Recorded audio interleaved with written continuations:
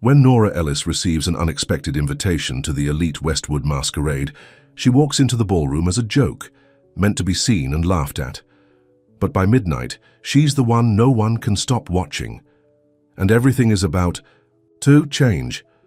Before we get into the story, comment below where in the world you are watching from today. The morning sun beat down on the aging plantation-style mansion that sat like a fading memory on the outskirts of Willow Creek. The white columns had yellowed with time, and the paint peeled in places, but the Westwood name still carried weight. In this small southern town, Graham Westwood III stood at the window of his father's study, swirling bourbon in a crystal glass despite the early hour. At 38, his handsome face was beginning to show signs of the bitterness he carried inside.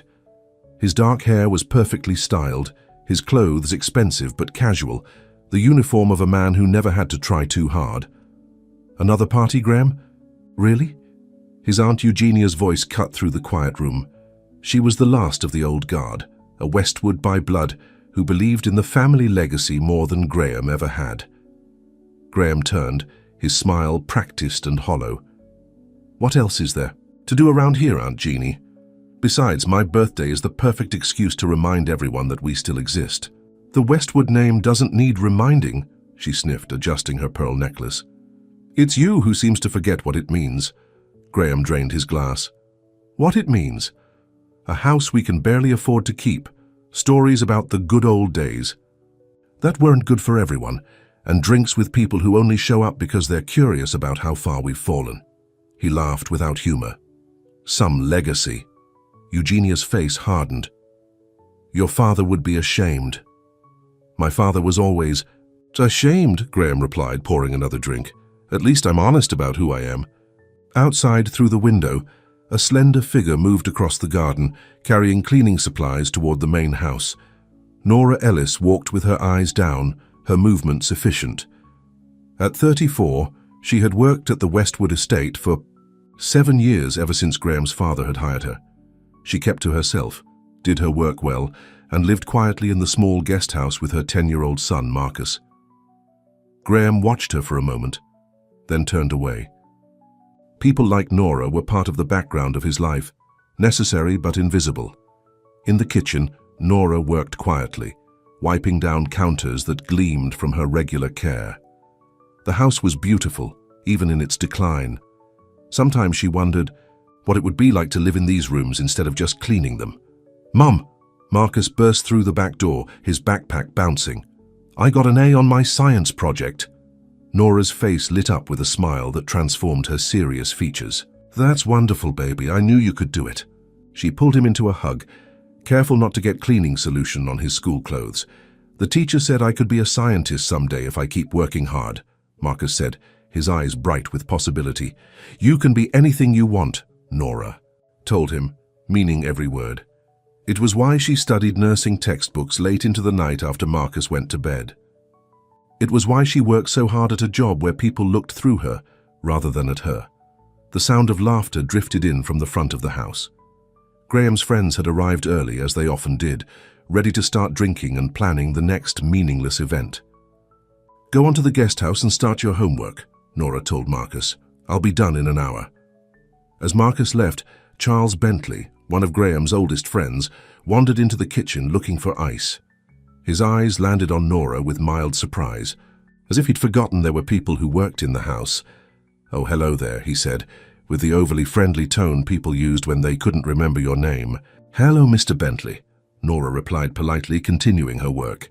Charles leaned against the counter, watching her. "You know Graham's throwing quite the birthday bash next weekend. Masquerade theme, very exclusive." Nora nodded, not looking up. "Yes, sir, I'll be preparing the house." Charles chuckled, the sound holding something unpleasant. "No, I mean it's quite the guest list.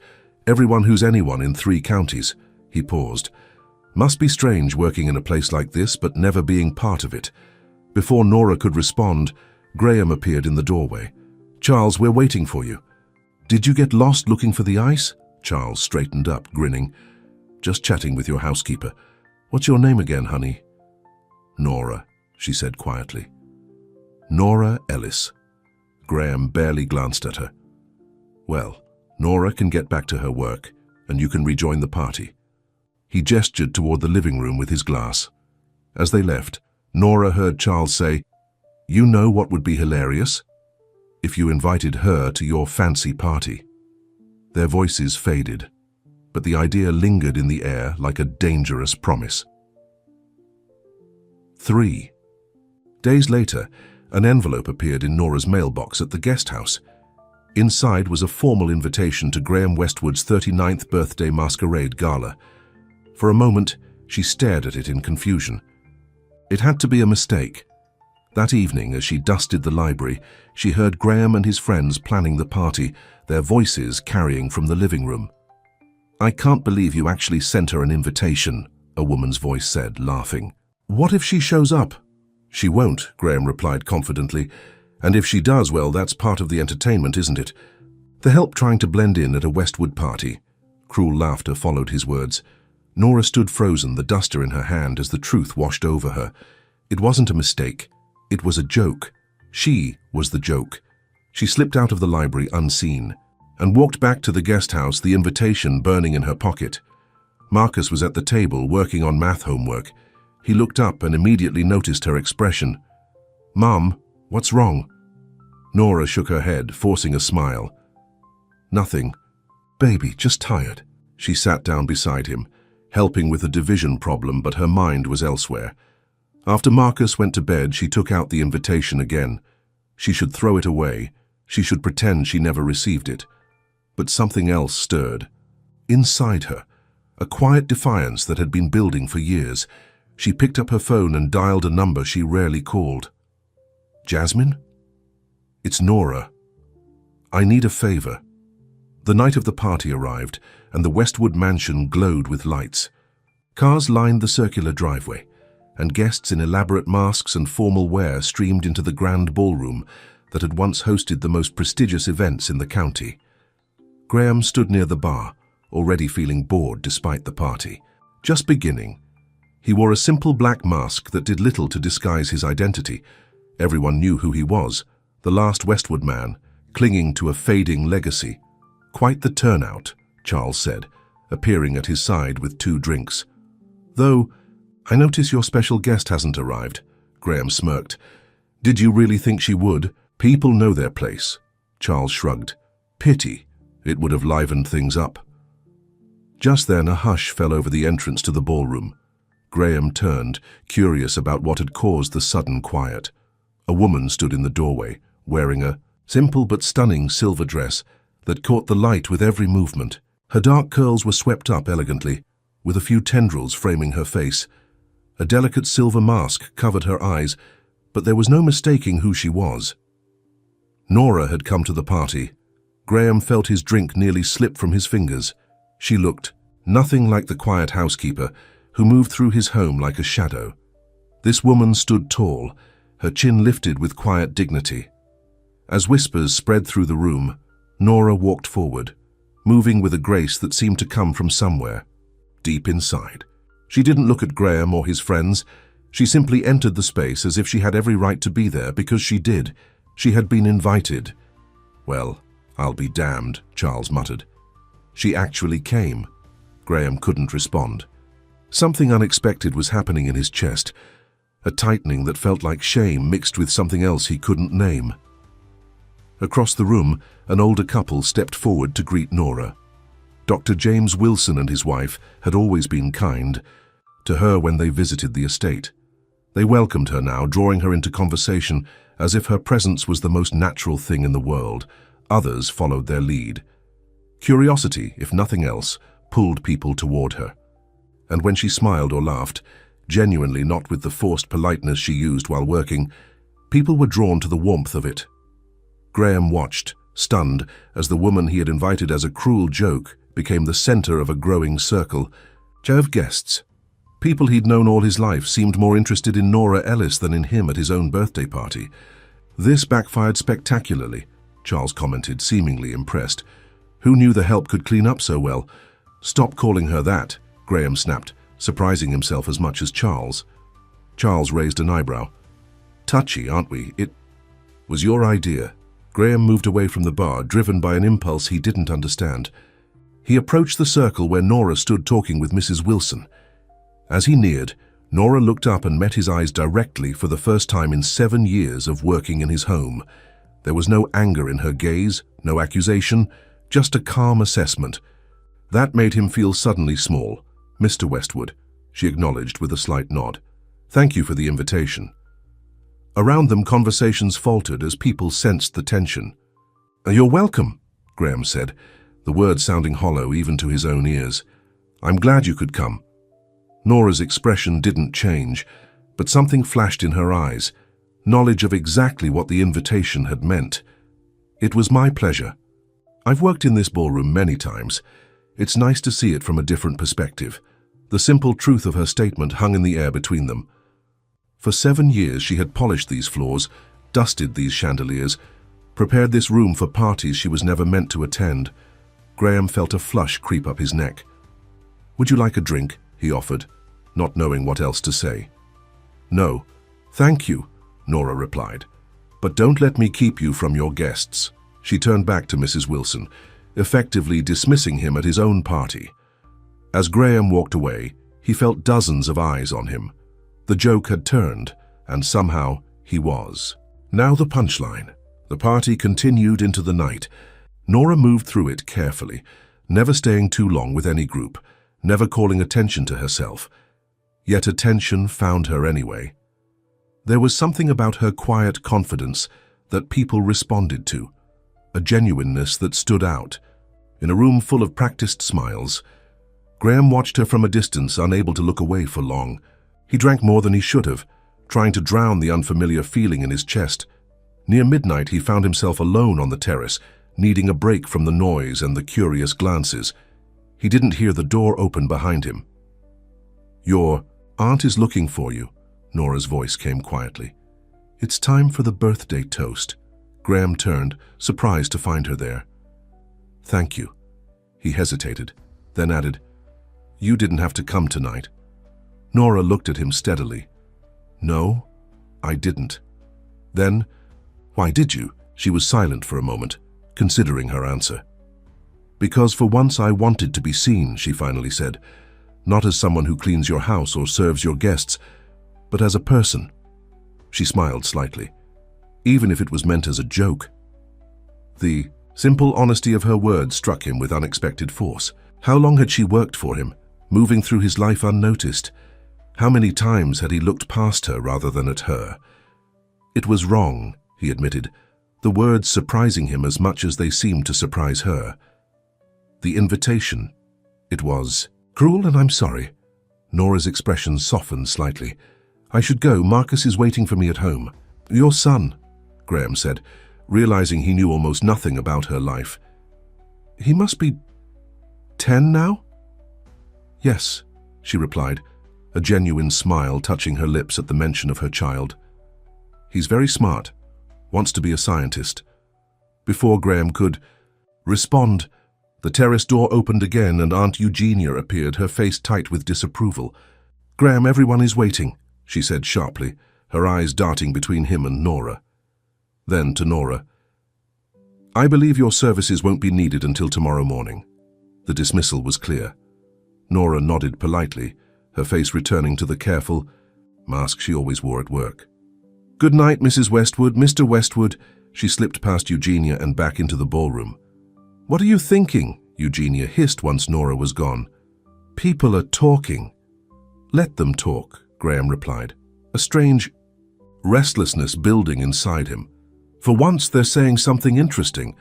He returned to the party and gave the expected speech, thanking everyone for coming. But his eyes kept searching the room for a silver dress that was no longer there. Nora had gone home, back to her real life. But something had changed. For the first time, Graham Westwood couldn't stop thinking about the woman who had always been right in front of him, invisible until tonight. In the guest house, Nora hung up the borrowed silver dress carefully.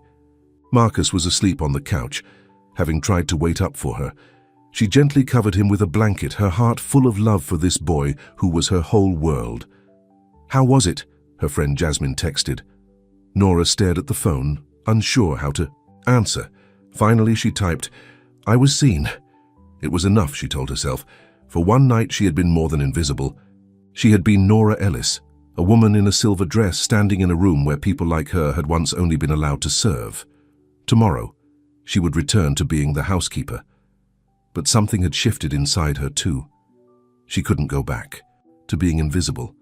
Not completely, not ever again. The morning after the party, Nora arrived at the main house earlier than usual. The ballroom was a disaster. Empty glasses abandoned on every surface, food trays picked clean, confetti and dropped masks scattered across the floor. It would take all day to restore order.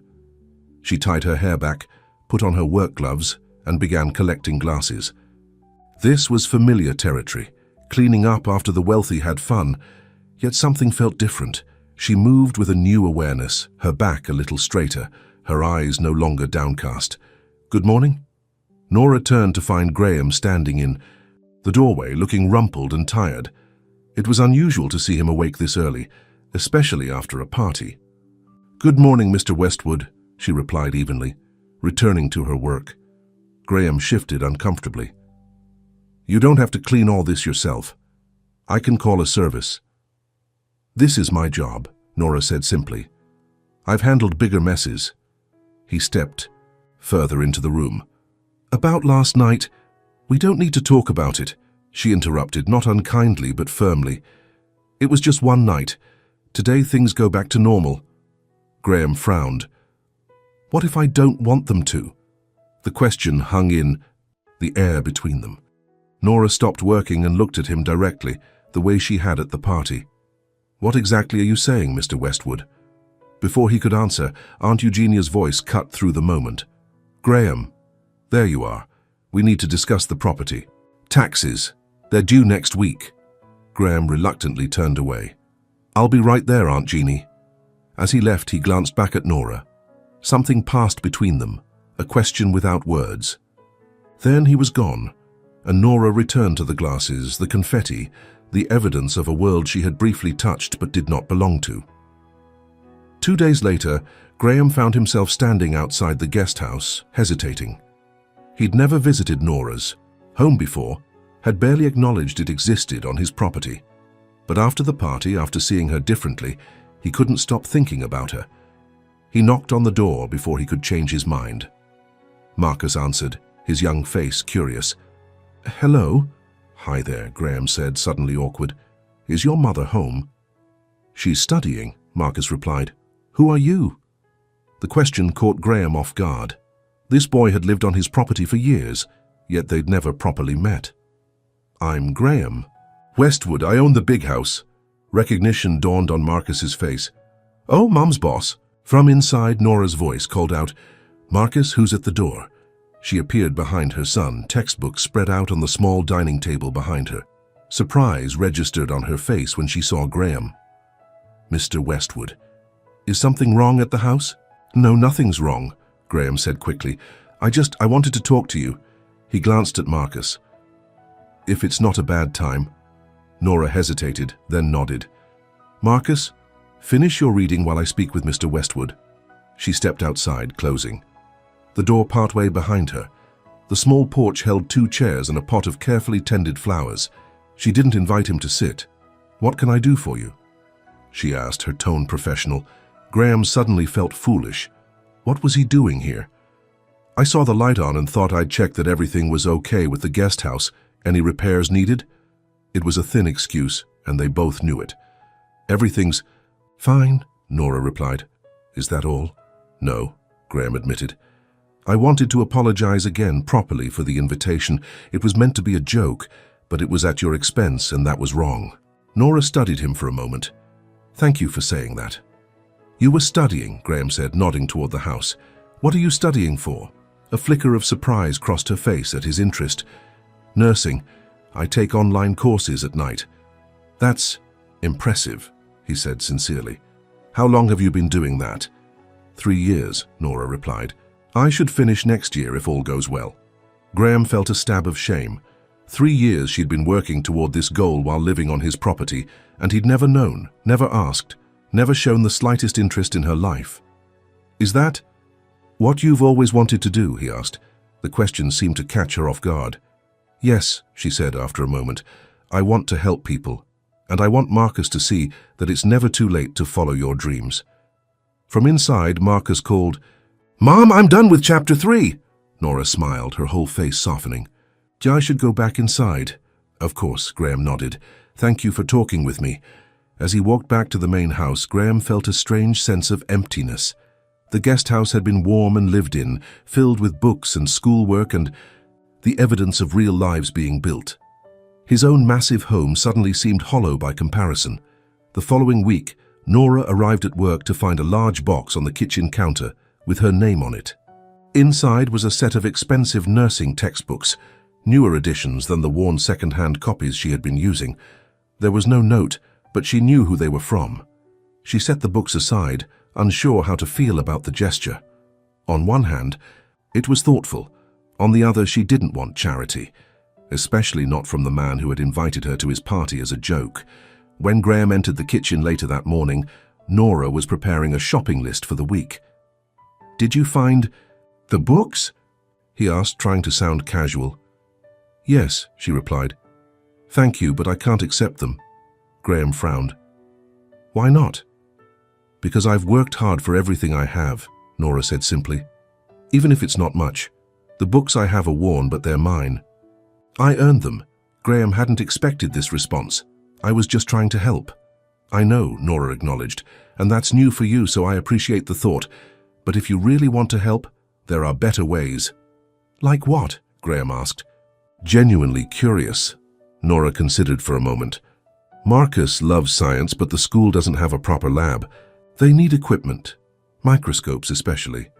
That would help not just him, but all the kids in his class." Graham nodded slowly. "I could do that." "It would mean a lot to those children," Nora said. She paused, then added quietly, "More than expensive. Gifts mean to me." The gentle rebuke stung, but Graham knew she was right. He'd taken the easy way out, throwing money at a situation instead of making a real effort to understand what she needed. "I'll look into it," he promised. "And Nora, I am sorry about the party." "You already apologized," she reminded him. "Yes, but I'm not sure you believed me," Graham said. "I'm not sure I believed myself, but I am sorry not just for the invitation, but for 7 years of not seeing you." For the first time, a genuine smile touched Nora's lips. "Well, you're seeing? Me now, Mr. Westwood, better late than never." 2 weeks later, Marcus burst into the guest house, his eyes wide with excitement. Mom, you won't believe what happened at school today." Nora looked up from her nursing notes. "What is it, baby?" "We got new microscopes, 10 of them, and test tubes and slides and real lab coats." Marcus's words tumbled out in a rush. "Principal Johnson said they were donated by the Westwood family. That's your boss, right? The man who came to our door?" Nora felt a surge of surprise. She'd expected perhaps 1 or 2 microscopes, not a complete lab setup. "Yes, that's right." "But why would he do that?" Marcus asked, his young face puzzled. "He doesn't even know me." Nora thought carefully about her answer. "Sometimes people surprise you. Maybe he wanted to do something good for the community." Later that evening, as Marcus worked happily on his science homework, Nora walked up to the main house. It was past her working hours, but she knew Graham would be in his study where he spent most evenings. She knocked lightly on the open door. Graham looked up from his laptop, surprise crossing his face when he saw her. "Nora, is everything all right?" "Yes," she said, stepping into the room. "I wanted to thank you for what you did for Marcus's school. He's thrilled." Graham smiled, and for once it reached his eyes. "It wasn't much. Their science program needed updating." "It was generous," Nora corrected him, "and thoughtful. You listened to what I said." "It felt good," Graham admitted, "to do something useful with the Westwood. Money for a change instead of just throwing parties." Nora studied him for a moment. "You know, I've worked for you for 7 years, but I feel like I'm just meeting you now." "I think you are," Graham said quietly. "I'm not sure who I was before." The honesty in his voice touched something in Nora. She nodded toward his laptop. "I should let you get back to work. I just wanted to say thank you." As she turned to leave, Graham called after her, "Nora, would you and Marcus like to have dinner sometime? Here, at the house, not as my employees, but as guests." The invitation hung in the air between them, nothing like the cruel joke of the masquerade party. This was something new, something real. "I'd like that," Nora said after a moment, "and I think Marcus would too." The dinner was set for Friday evening. Aunt Eugenia was away visiting friends, so it would be just the three of them. Nora wore a simple blue dress, not borrowed but her own, and helped Marcus tuck in his shirt properly. "Why are we having dinner with your boss?" he asked, fidgeting with his collar. "Because he invited us," Nora replied, "and it's polite to accept invitations from nice people." Marcus looked skeptical. "Is he nice?" "The kids at school say the Westwoods think they're better than everyone else. People are more complicated than that," Nora said carefully. "Sometimes they just need a chance to show who they really are."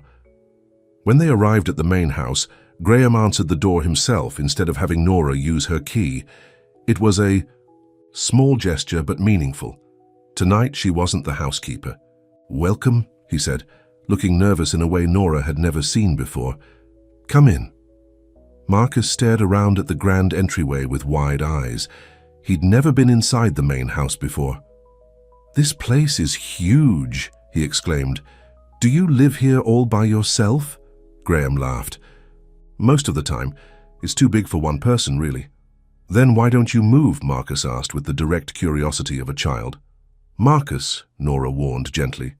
"No, it's a fair question," Graham said. "The truth is, this house has been in my family for generations.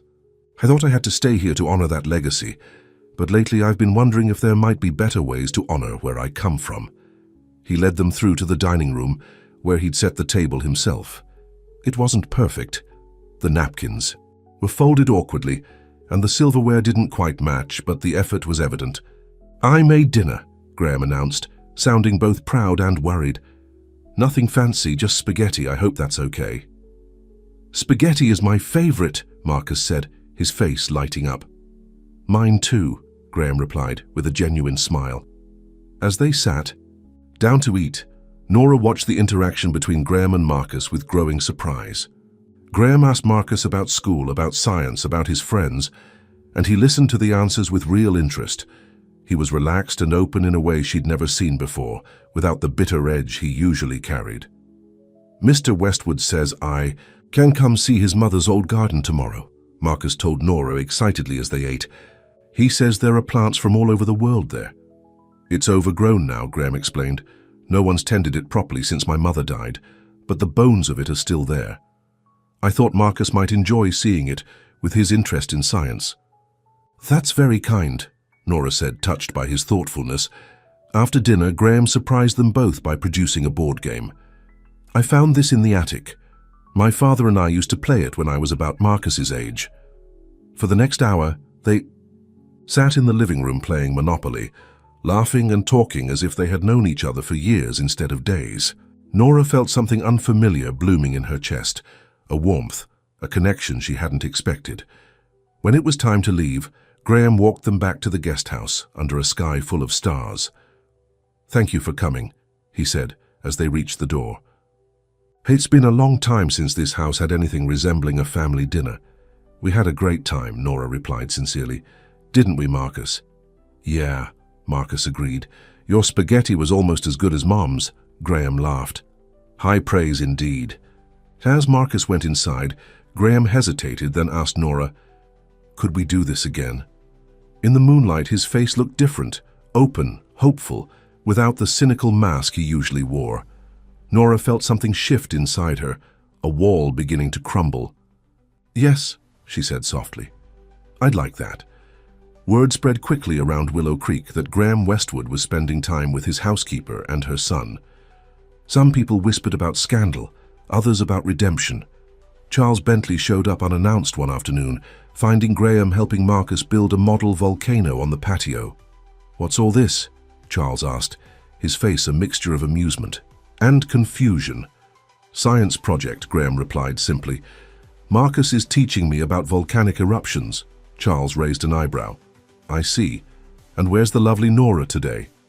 "Studying for her nursing exams," Graham said, his tone making it clear the subject wasn't open for discussion. Later, after Marcus had gone to show his mother the completed project, Charles confronted Graham directly. What are you doing, Graham? Playing house with the help? Is this some kind of midlife crisis? Graham's face hardened. Don't call her that, and it's none of your business, Charles. Of course it's my business. We've been friends since we were kids.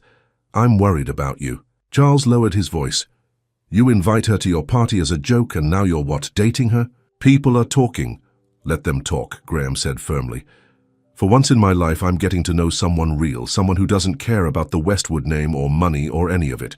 Do you know what Nora said when I tried to buy her expensive textbooks? She turned them down. Said she'd worked for everything she had. He shook his head in wonder. When was the last time anyone in our circle turned down something expensive? Charles sighed. Just be careful. Eugenia will have a fit when she finds out. And what about Nora? Do you really think someone like her fits into your world? Maybe it's time my world changed, Graham replied quietly. After Charles left, Graham walked through the empty rooms of his ancestral home, seeing it through new eyes. The faded grandeur, the hollow echoes of past glory, none of it felt important anymore. Not compared to the simple warmth of a family dinner or the pride in Marcus's eyes when he completed his model volcano. He found himself at the window, looking out toward the guest house where light glowed in the windows. Nora was there, building a real life with hard work and determination, while he had been sleepwalking through his days, clinging to a name that meant less and less. For the first time, Graham wondered if he could change, truly change, into someone worthy of being part of their world, rather than expecting them to fit into his. Aunt Eugenia returned from her trip the following week. She found Graham in the garden, clearing weeds from his mother's long-neglected flower beds. "What on earth are you doing?" she demanded, watching. Him work with dirty hands and a sweaty brow. "Gardening," Graham replied without looking up. "Mum loved these roses. I thought it was time someone took care of them again." Eugenia frowned. "We can hire a gardener for that. You're a Westwood." "Being a Westwood doesn't mean I can't work with my hands," Graham said, sitting back on his heels. "Maybe that's been our problem all along." "Our problem," Eugenia said tightly, "is that we're running out of money while you throw expensive parties and play games with the housekeeper's son instead of focusing on family business." Graham stood, brushing dirt from his hands. "Marcus. His name is Marcus and he's a great kid. His mother is working toward a nursing degree while cleaning our house and raising him alone. They have dreams, Aunt Jeannie, real ones, not just memories of what used to be." Eugenia's face paled. "So the rumors are true. You're involved with that woman." "Her name is Nora," Graham said firmly. "And yes, I care about her. I care about both of them." "This stops now," Eugenia hissed. "Your father would be turning in his grave. A Westwood does not mix with the help." Graham felt a flash of anger. "My father is the one who hired Nora. He respected her. And I'm beginning to think he was a better man than I gave him credit for." "You're risking everything," Eugenia warned. "Our standing in this community, our legacy." "Legacy?" Graham interrupted. "What legacy, Aunt Jeannie? A big house we can barely afford? A family name that reminds everyone of a time when people like Nora weren't allowed through the front door? Maybe it's time for a new legacy." He walked past her, back toward the house, leaving her speechless among the newly tended roses. Inside, he found Nora in the kitchen, preparing to leave for the day. Her face was troubled. "I heard," she said quietly. "Your aunt wasn't exactly being subtle." Graham sighed. "I'm sorry about that." "Don't be," Nora replied. "She's not wrong. We come from different worlds, Graham. This thing between us, whatever it is, it was never going to be simple." "I don't want simple," Graham said, stepping closer to her. "I want real. And what I feel when I'm with you and Marcus is the most real thing I've experienced in years." Nora looked up at him, her eyes filled with a mixture of hope and caution. "People will talk. They already are. It could make things difficult for Marcus at school." "Then we'll face that together," Graham said. He reached for her hand hesitantly. "If that's what you want to." Nora looked down at their joined hands, hers strong from years of work, his now marked with garden soil. "I never expected this," she admitted softly. "When I came to that party in the silver dress, I just wanted to be seen. I never thought—" "Neither did I," Graham said. "But here we are." For a moment, They stood in silence, the air between them, charged with possibility.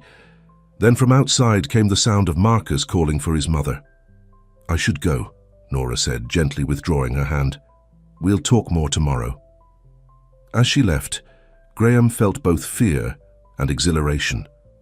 The walls he had built around himself were crumbling, leaving him vulnerable but strangely free. Whatever came next, there was no going back to the man he had been before Nora walked into his party, wearing that silver dress. In the guest house, Nora found Marcus waiting with his homework spread across the table. "Mum, can we have dinner with Mr. Westwood again soon?" he asked eagerly. Nora smiled, touching her son's hair gently. "I think so, baby. I think so." Outside, storm clouds gathered on the horizon, promising change. Inside, in both houses, hope bloomed like flowers in a long-neglected garden. The rumors about Graham and Nora spread through Willow Creek like wildfire. At the country club, people whispered behind their hands. At Marcus's school, children repeated things they'd heard their parents say. Even at the supermarket, Nora noticed the curious glances and sudden silences when she walked by. "Just ignore them," her friend Jasmine advised as they shopped for groceries. "People always talk when they don't understand something." "What don't they understand?" Nora asked, selecting tomatoes with careful hands. Jasmine gave her a knowing look. "A wealthy white man from old money spending time with a hard-working black single mother. In this town, that's like a real-life soap opera to them." Nora sighed. "We're just friends. Are you?" Jasmine challenged gently. "Because I've known you for years, and I've never seen you look at anyone the way you look at him now." Nora couldn't deny it. Something had changed between her and Graham since the night of the party. What had started as an apology had grown into genuine friendship, and now there were feelings she wasn't sure what to do with. "It's complicated," she said finally. "Love usually is," Jasmine replied with a smile. At the Westwood estate, Graham was facing his own battle. Aunt Eugenia had called a family meeting, which meant herself, Graham, and their lawyer, Jonathan Porter. "The Westwood Trust has specific provisions," Jonathan explained, looking uncomfortable as he spread papers across the study desk. "Your father was quite traditional in his views on family matters." "What exactly are you saying?" Graham asked, though he had a sinking feeling he already knew. Eugenia cut in. "If you continue this inappropriate relationship, you risk losing control of the family assets. The trust can be redirected to other branches of the family if the primary heir acts in ways that bring dishonor to the Westwood name." Graham stared at her in disbelief. "That's archaic. And who decides what brings dishonor?" "The trustees," Jonathan said quietly, "which currently means your aunt." Graham felt anger rising in his chest. "So you're threatening to cut me off if I don't stop seeing Nora?" "I'm trying to protect our family legacy," Eugenia insisted. "Your father would have wanted—" "Don't tell me what my father would have wanted," Graham interrupted, his voice hard. "He's not here. I am. And I'm tired of living my life according to rules made by dead men." He stood up, towering over the desk. "Do what you have to do, Aunt Jeannie. I'll do the same." As he stormed out, Jonathan called after him, "Graham, please be reasonable. We're talking about your inheritance." Graham paused at the door. "Maybe it's time I made something of my own." That evening, Graham walked to the guest house, his mind churning with thoughts. Nora answered his knock, surprise crossing her face. When she saw his expression, "What's wrong?" she asked, stepping outside. "Family drama," he replied with a humorless laugh. "The usual Westwood nonsense." He told her about the meeting, the trust, his aunt's threats. Nora listened quietly, her face growing troubled. "Graham," she said when he finished, "I don't want to be the reason you lose your inheritance." "It's not your fault," he insisted. "It's a broken system that needs to change. Besides, I'm 39 years old. Maybe it's time I found out who I am without the Westwood fortune." Nora shook her head. "This is serious. Your aunt is right about one thing. People are talking. At the grocery store today, a woman I've known for years pretended not to see me. Marcus came home upset because some kids at school were saying things." She trailed off, not wanting to repeat the cruel words. Graham's face darkened. What things? It doesn't matter, Nora said firmly. What matters is that this isn't just affecting you and me, it's affecting Marcus, and I won't have my son hurt because of what's happening between us. So what are you saying? Graham asked, a cold fear gripping his heart. Nora took a deep breath. I'm saying maybe we need to take a step back. Maybe this is moving too fast. Nora, please, I need to think about Marcus first, she interrupted gently. He's everything to me. Graham wanted to argue, but he knew she was right. Marcus had to come first. I understand, he said finally. But Nora, I'm not giving up. Not on you. Not on us. She smiled sadly. Sometimes it's not about giving up. It's about facing reality. As Graham walked back to the main house, rain began to fall, matching his mood. He had finally found something real, something that mattered, and now it was slipping away because of old prejudices and an outdated legacy. Inside the dark house, he made a decision. If the Westwood name was the problem, then maybe it was time for a change. The next morning, Graham surprised everyone by calling a press conference at the Westwood estate. Local reporters gathered in the front garden, curious about what the famously private heir had to announce. Aunt Eugenia cornered him in the hallway before he went out. "What are you doing?" she hissed. "Making a change," Graham replied calmly. "You might want to watch." Outside, under the shade of ancient oak trees, Graham faced the cameras. From a distance, Nora watched from the kitchen window, her heart pounding with uncertainty. "Thank you for coming," Graham began. "The Westwood family has been part of this community for generations. Our name is on buildings, roads, even this land we're standing on. But today I want to talk about the future, not the past." He took a deep breath. For too long, the Westwood legacy has been about exclusion, about who belongs and who doesn't. That ends today. I'm announcing that I'm converting the Westwood estate into a community center and educational facility. Gasps and murmurs spread through the small crowd. The main house will become a library and learning center, with a focus on local history, all of it, not just the parts my ancestors wanted told. The grounds will be open to the public as gardens and recreational space. He paused, letting his words sink in. "And yes, I'm moving out. It's time for new beginnings." Questions erupted from the reporters. Graham answered them calmly, explaining that he would be establishing a trust to maintain the property, separate from the family fortune. When asked where he would go, he simply said, "Somewhere smaller, somewhere real." From the kitchen window, Nora watched with wide eyes. This was not what she had expected. She had thought he might apologize publicly for the gossip, or announce he was going away for a while. Not this. Not giving up his home, his heritage. After the reporters left, Graham found Nora waiting for him in the study. "Why did you do that?" she asked without preamble. "Because it was the right thing to do," Graham replied simply. "This house has been a museum to the past for too long. It should belong to everyone now." "But it's your home," Nora protested. Graham shook his head. "It's never really been a home. Not to me." He stepped closer to her. "Nora, when I'm with you and Marcus, I feel like I belong somewhere for the first time in my life. That's home. Not these walls, not this name." Nora felt tears stinging her eyes. "You can't just throw everything away because of me." "I'm not throwing anything away," Graham insisted. "I'm building something new, something better." He took her hands in his. "I know you need to think of Marcus first. I respect that. But I'm asking you to give us a chance. Not the Westwood heir and his housekeeper. Just Graham and Nora, two people trying to find something real in this world." Before Nora could respond, the door burst open and Aunt Eugenia stormed in, her face flushed with anger. "Have you lost your mind?" she demanded. "Turning our family home into a common library? Your father would be appalled." "My father is gone," Graham said firmly, "and I think he'd understand better than you know." Eugenia's gaze fell on Nora, and her eyes narrowed. "This is your doing.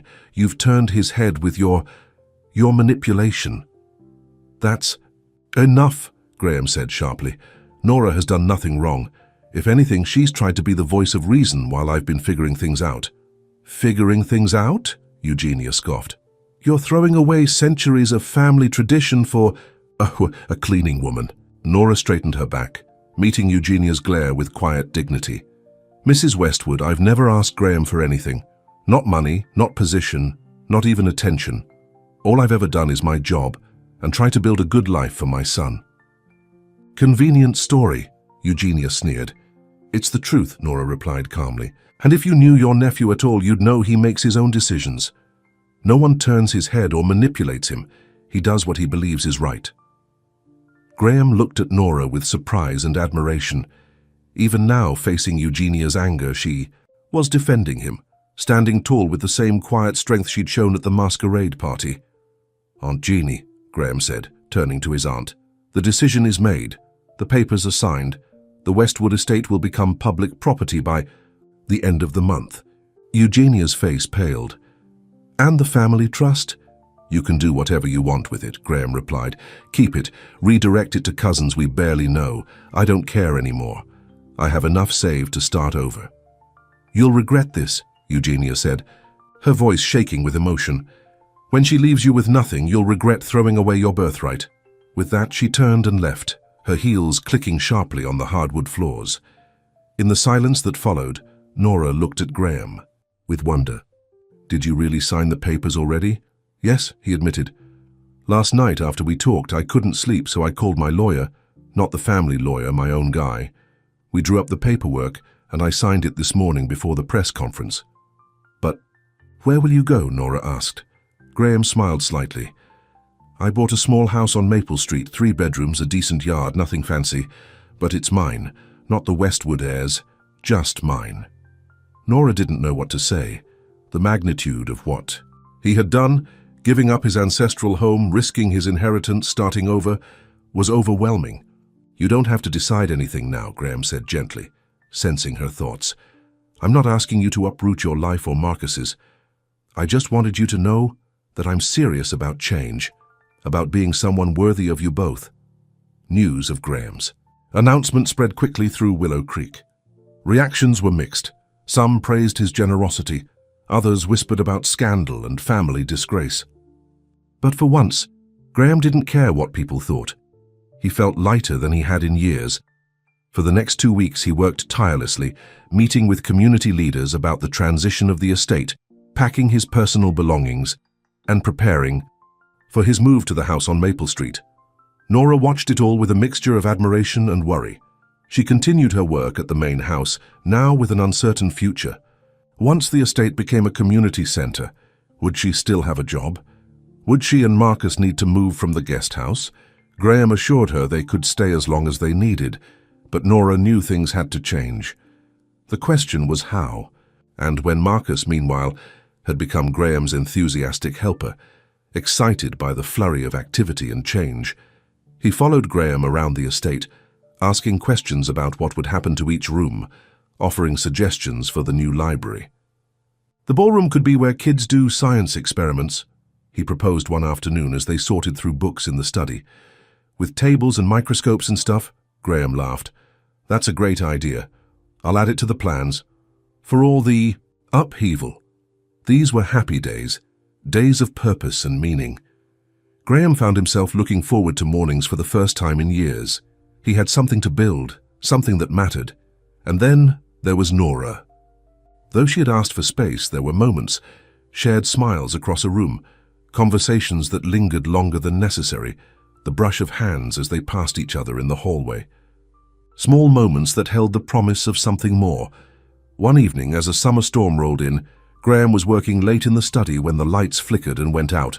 Thunder crashed outside, and rain pelted against the windows. He lit candles, and was about to head upstairs when he heard a knock at the back door.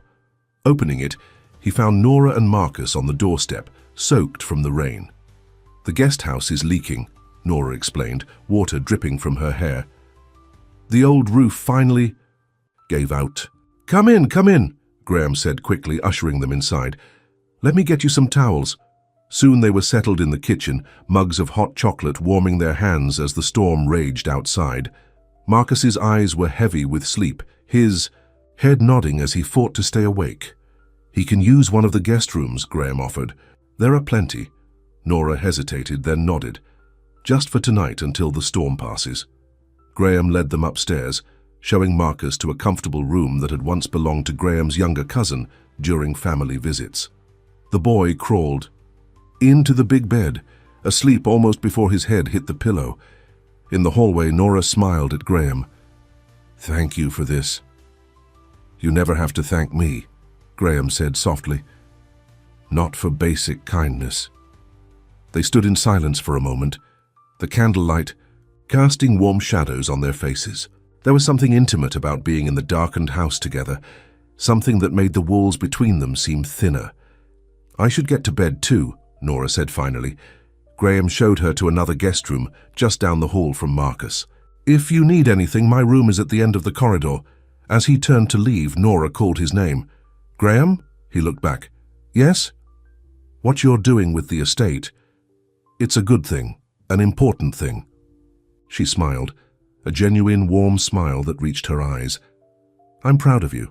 Those simple words meant more to Graham than all the praise he'd ever received. "Thank you," he said, his voice thick with emotion. "That means everything, coming from you." The storm continued through the night and into the next day, making it impossible to repair the guest house roof immediately.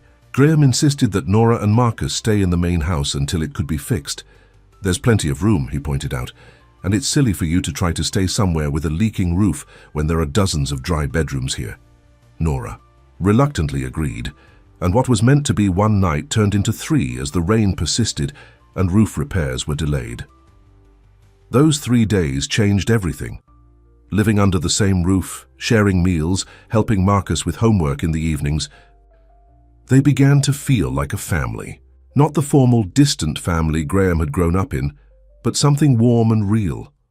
On the 3rd evening after Marcus had gone to bed, Graham and Nora sat on the covered porch, watching the rain and talking quietly. "When I was little," Nora said, "my grandmother used to say that rain washes away the old and makes way for new growth. I always loved that idea." Graham nodded. "It feels right, doesn't it? All this change happening during a storm." "Are you scared?" Nora asked suddenly. "About giving up everything familiar?" Graham considered the question. "I thought I would be, but honestly, I've never felt more alive. It's like I've been sleepwalking for years, and now I'm finally awake." He turned to look at her, his eyes sincere in the soft porch light. "What about you? Are you scared?" Nora's gaze met his. "Yes," she admitted, "but not of change.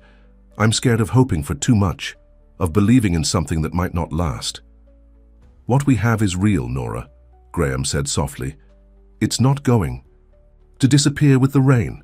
"How can you be so sure?" she asked. "We come from different worlds. The things you're used to." "I don't want the things I'm used to," Graham interrupted gently. "That's the whole point. I want something new, something honest. I want quiet dinners and board games with Marcus. I want to hear about your nursing, studies, and help you prepare for exams. I want mornings where we drink coffee together before starting the day." He reached for her hand, and this time Nora didn't pull away. "I want a life with meaning, Nora, and I've found that with you." Sati, rain drummed on the porch roof, creating a cocoon of sound around them. In that moment, the outside world with all its judgments and expectations seemed very far away. Nora looked down at their joined hands. "When I came to your party in that silver dress, I never imagined we'd end up here." "Life's funny that way," Graham said with a smile. "Sometimes the best things happen when we least expect them."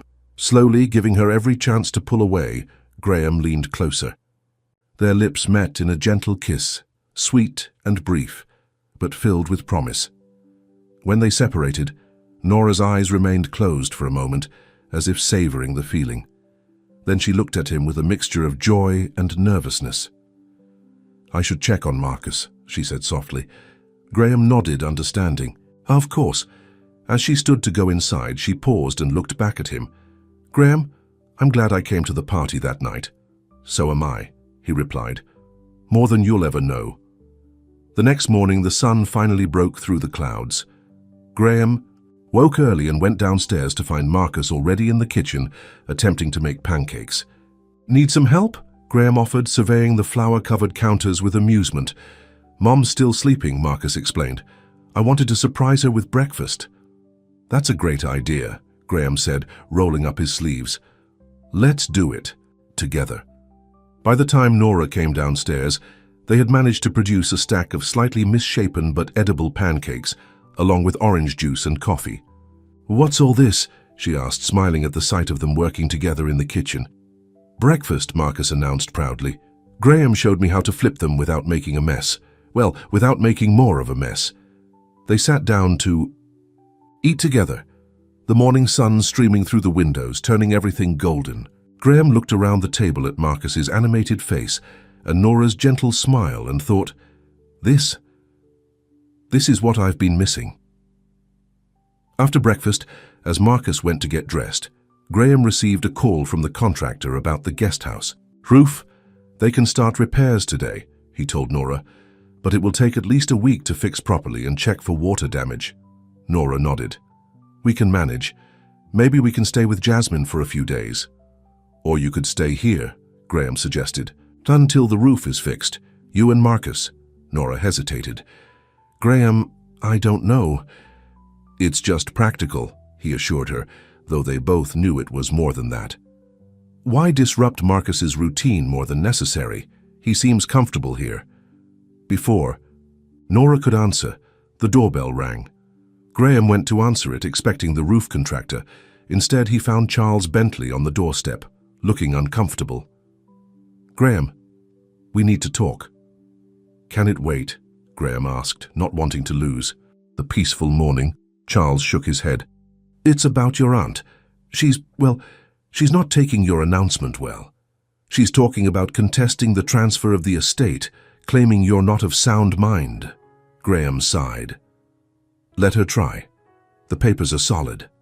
"It's more than that," Charles warned. "She's been talking to people, important people, making insinuations about you and Nora that could hurt both of you." Graham felt a flash of anger. What kind of insinuations? Charles looked past him to where Nora had appeared in the hallway. "The kind that could cost Nora her nursing certification before she even gets it. The kind that could affect Marcus at school." "She wouldn't," Graham began, but he knew better.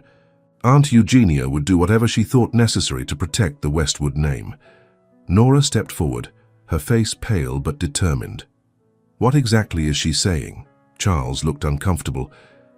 "That your relationship with Graham isn't appropriate. That you might be taking advantage of his position. That kind of thing." "That's ridiculous," Graham snapped. "I know that," Charles surprised him by saying. "Look, I wasn't sure about all this at first, but I've seen how you've changed, Graham. For the better. You're happier than I've seen you in years." He turned to Nora. "And I know you're not the type to use anyone. You've always been too proud for that." "Then why are you here?" Graham asked. "To warn you," Charles said simply. "Eugenia is serious. She's calling in favors, talking to the hospital board where Nora hopes to work, even speaking to the school. Superintendent, you need to be prepared." After Charles left, Graham and Nora stood in the hallway, the bright morning suddenly darker. "She can't hurt us," Graham insisted. "Not if we stand together." But Nora's face was troubled. "Graham, I can't risk my nursing certification. It's everything I've worked for, and if she's talking to the school, then we'll fight her," Graham said firmly. "Together. I'm not giving up on us, Nora. Not now that I've found you." Nora looked up at him, her eyes full of uncertainty and hope. "You really think we can win against someone like your aunt?" "I know we can," Graham replied, taking her hands in his. "Because what we have is real. And in the end, that's stronger than any old name or legacy." Outside, the sun continued to shine, the storm clouds finally gone. But a new storm was brewing, one that would test their newfound happiness and force them both to decide what they were willing to fight for. As they stood together in the hallway of the house that had seen generations of Westwoods come and go, Graham made a silent promise. This time he wouldn't let go of what mattered. This time he would stand and fight, not for the Westwood name, but for the family he had found with Nora and Marcus. And Nora, looking into his eyes, began to believe that maybe, just maybe, some dreams were worth the risk after all. The next few weeks tested Graham and Nora in ways they hadn't imagined. True to Charles's warning, Aunt Eugenia had begun a quiet campaign against them, calling in favors from old family connections and whispering rumors throughout Willow Creek. Nora felt the effects almost immediately. The nursing program administrator called her in for a routine review of her academic standing. Though nothing was said directly, the message was clear. Her relationship with Graham Westwood had drawn unwanted attention. At Marcus's school, things were even worse. Children could be cruel, repeating things they heard at home without understanding the meaning. Marcus came home one day with tears in his eyes, asking Nora why other kids were saying his mum was only with Mr. Westwood for his money. "That's not true," Nora assured him, pulling him close. "You know that's not true, right?" Marcus nodded against her shoulder. "I told them you were together because you love each other. Is that right, Mum?" The question caught Nora off guard. She and Graham hadn't used that word yet, though what they felt for each other had grown stronger with each passing day. "It's complicated, baby," she said carefully. "But Graham and I care about each other very much, and we both care about you." That evening, when Graham came to check on them at the guest house, the roof now repaired, Nora told him about Marcus's day. At school, Graham's face darkened with anger. "This has gone too far. I'll talk to the principal tomorrow." "And say what?" Nora asked. "That your aunt is spreading rumors about us? That will only make things worse." "Then what do we do?" Graham demanded, pacing the small living room. "I won't let them hurt you and Marcus. I won't let them turn what we have into something ugly." Nora watched him, seeing the frustration and protectiveness in his eyes. This was a different Graham than the bitter, cynical man who had invited her to his party as a joke. This man would fight for them, would give up everything for them. The realization both warmed and frightened her. "Maybe," she began hesitantly, "maybe we need to give it some time, let the gossip die down." Graham stopped pacing. "What are you saying?" "I'm saying that until the estate transfer is complete, until your aunt can't use the Westwood name as a weapon anymore, maybe we should be more discreet." The words tasted bitter in her mouth, but she forced herself to continue. "For Marcus's sake, for all our sakes. You want us to hide?" Graham asked, hurt evident in his voice. "Not hide," Nora corrected gently.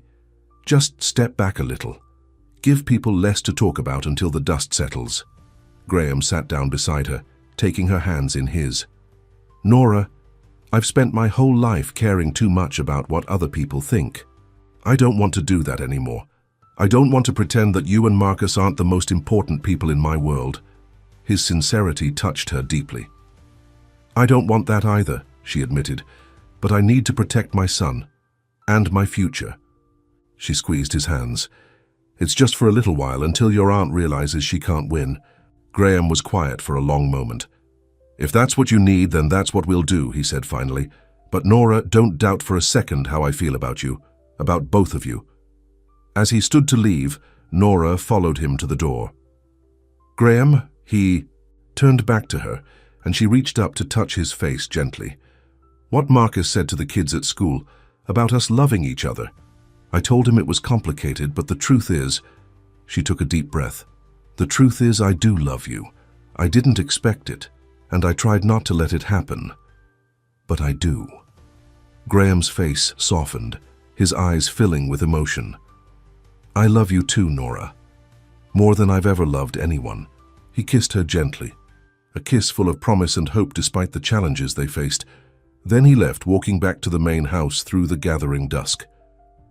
In the guest house, Nora touched her lips, wondering how her life had changed so completely since the night she put on a silver dress and walked into a room where she was never meant to belong.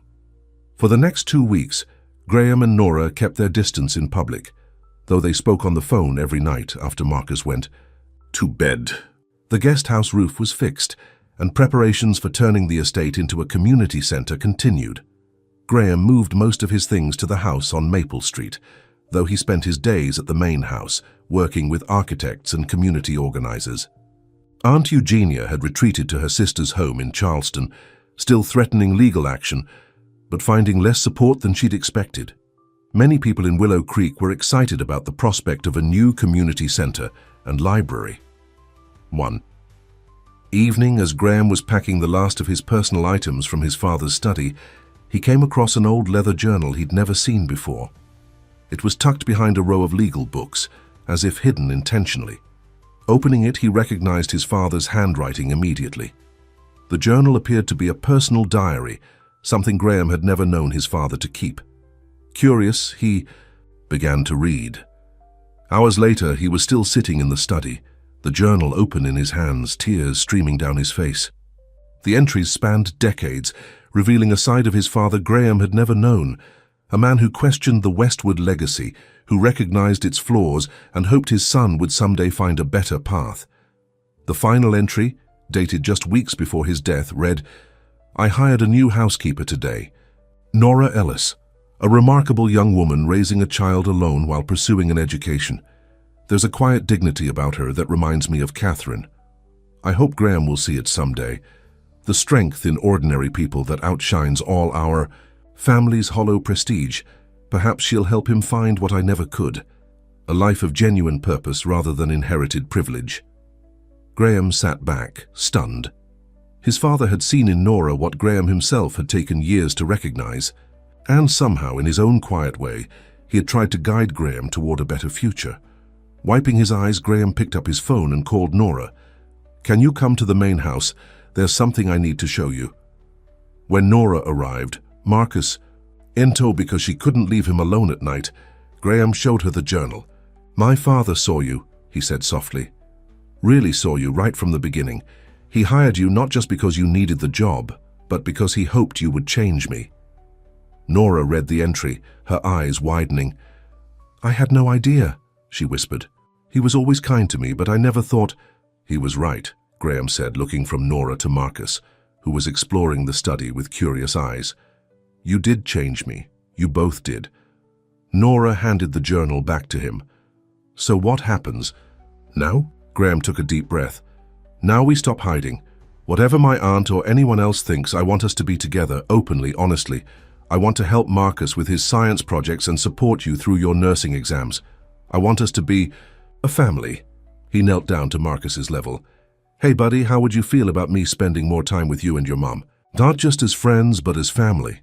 Marcus looked at Graham thoughtfully. "Would you live with us in the guest house?" Graham smiled. "Actually, I was thinking maybe you and your mom might like my new house on Maple Street. It has a big backyard for playing and a room that would be perfect for a young scientist." Marcus's eyes lit up. "Really? Could I have a real science lab?" "We'll see about that," Nora cut in, trying to hide her smile. Graham stood, facing Nora. "What do you think? No, it's fast and we can take it as slowly as you need. But I don't want to pretend anymore. I love you, Nora Ellis. You and Marcus are the family I choose." Nora looked at her son, who was watching them with hopeful eyes, then back at Graham. "People will talk. Let them," Graham said firmly. "Your aunt will be furious, probably," Graham agreed with a smile. "But even she can't fight the truth forever." Nora took a step closer to him. "And what is the truth, Graham Westwood?" "The truth is that the woman in the silver dress stole my heart," Graham said softly, "and I never want it back." For a long moment, Nora said nothing. Then, with a smile that lit up her whole face, she said, "Yes." "Yes?" Graham repeated, his heart hammering. "Yes to the house on Maple Street. Yes to being a family. Yes to all of it." Graham pulled her into his arms, lifting her off her feet in his joy. Marcus clapped his hands, caught up in the moment, even if he didn't fully understand its significance. "Does this mean Graham's going to be my dad?" he asked innocently. Nora looked at Graham, a question in her eyes. "If that's something you both want someday," Graham said carefully. "For now, how about we just say I'm the guy who loves your mom? Han thinks you're the coolest kid in Willow Creek." Marcus considered this, then nodded approvingly. "That works." The transition wasn't easy. As word spread about Graham, Nora, and Marcus moving into the house on Maple Street together, the gossip flared up again. Some people cut them at the grocery store or crossed the street to avoid speaking to them. Others, to their surprise, offered congratulations and support. Charles Bentley stopped by their new home one evening with a bottle of champagne. "For the happy family," he said, seeming genuinely pleased for them. "And to let you know that some of us are coming around to the idea that Graham Westwood might actually know what he's doing for once." Dr. and Mrs. Wilson invited them to dinner, treating Nora with the same respect they showed Graham.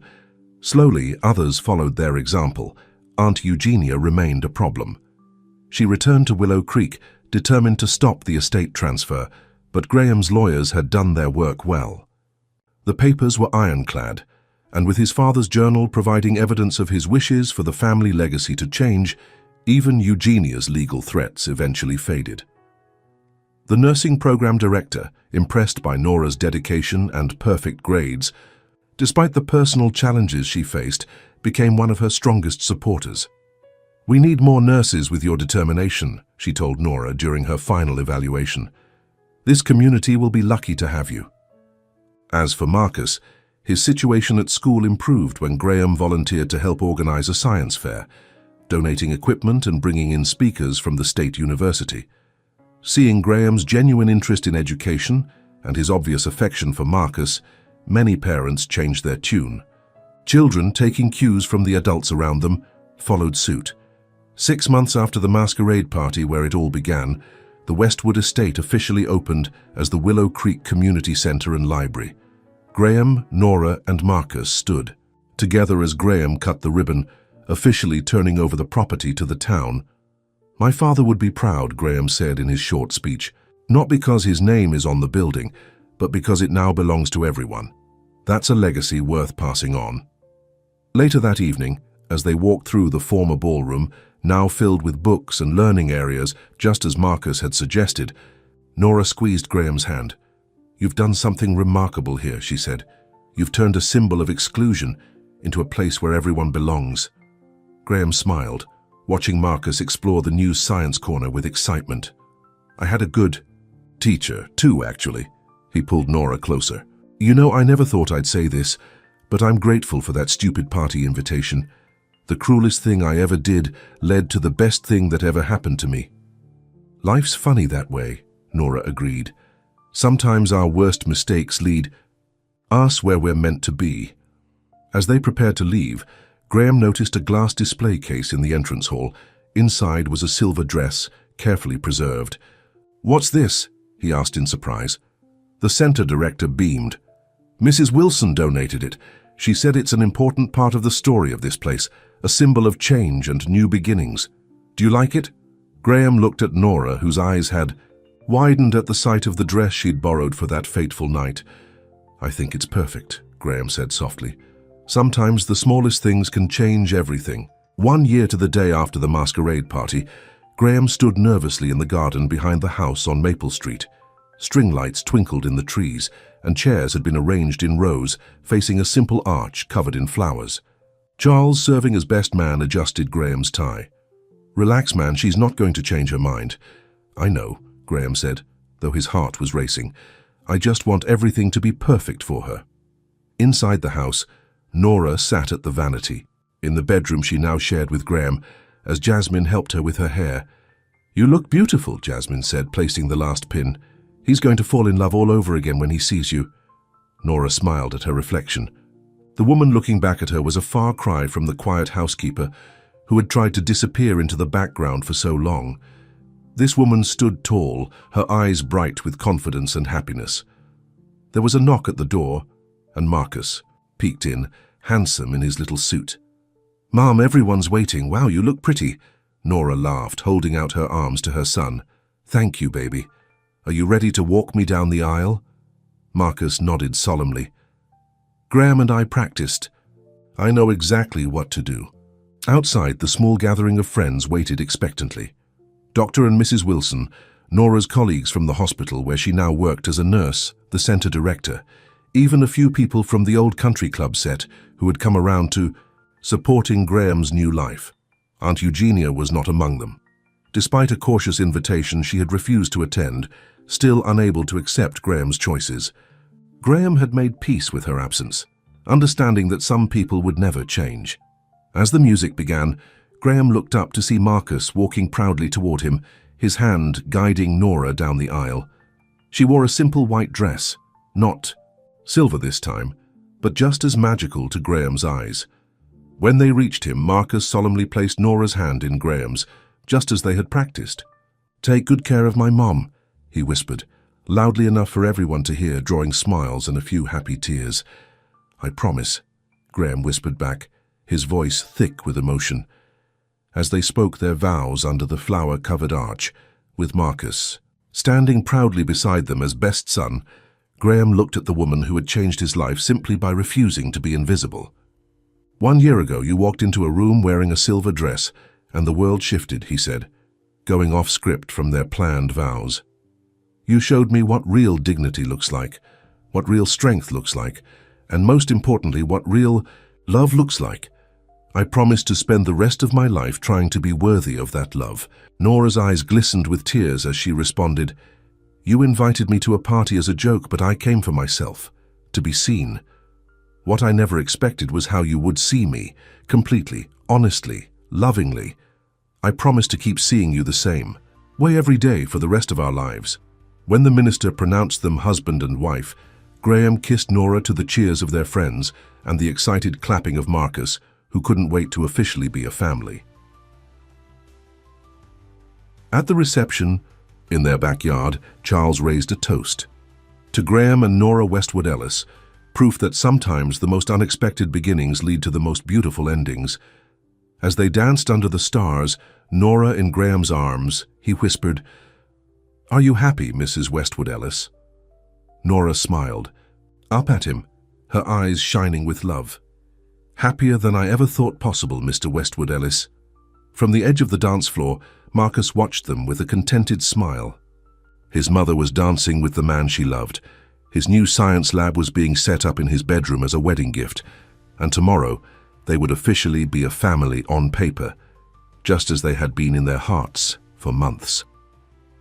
Life wasn't perfect. There were still people in Willow Creek who whispered when they walked by. Aunt Eugenia still refused to acknowledge their marriage. The path forward wouldn't always be smooth, but as Graham held Nora close, as Marcus joined them on the dance floor for a family hug, they knew they had found something real in each other, something stronger than old names or legacies or social expectations. They had found home. And somewhere, in a glass case at the Willow Creek Community Center, a silver dress stood as a silent reminder that sometimes the courage to be seen exactly as you are can change not just your own life, but the lives of everyone around you. For Nora Ellis, who had been invisible for so long, being seen by Graham Westwood had been the beginning. For Graham, truly seeing Nora had been his salvation. And for Marcus, watching their love grow had taught him the most important lesson of all, that families come in all forms, but the best ones are built on love, respect, and the willingness to stand together, no matter what others might say. As the celebration continued around them, Graham pulled Nora close for another kiss. "Thank you," he whispered against her lips. "For what?" she asked, smiling up at him. "For coming to my party in that silver dress," Graham replied. "For changing everything." "Thank you for finally seeing me," Nora whispered back, "for loving us."